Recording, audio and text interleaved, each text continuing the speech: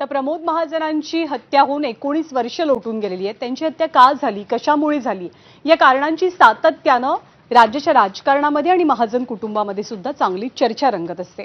पण आता जेव्हा प्रकाश महाजनांनी याबद्दल काही खळबळजनक खुलासे केलेले आहेत, तर त्या सगळ्या दाव्यांबद्दल बोलायला पंकजा मुंडे असो, धनंजय मुंडे असो किंवा पूनम महाजन असो, या सगळ्यांनी स्पष्टपणे नकार दिलेला आहे।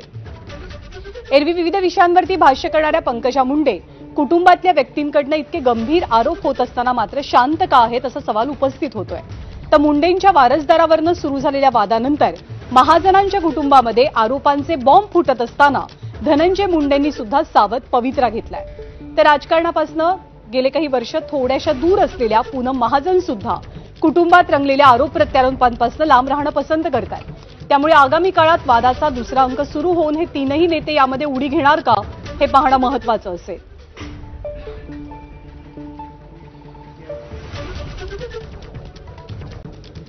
तर हा सगळा वाद बेसिकली कशावरनं सुरू झाला, तर छगन भुजबळांच्या एका विधानामुळे की गोपीनाथ मुंडेंचे खरे वारसदार कोण।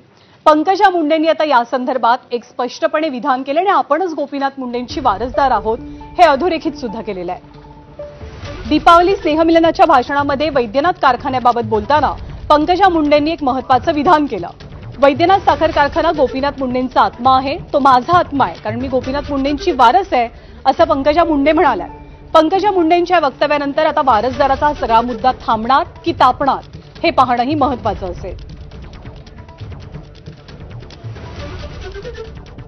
गोपीनाथ मुंडेचा आत्मा वेगळा आहे रे, आणि चिल्लर पोरं लिहितात मी गोपीनाथ मुंडेचा आत्मा माझा आहे, कारण गोपीनाथ मुंडेंचा वारस आहे।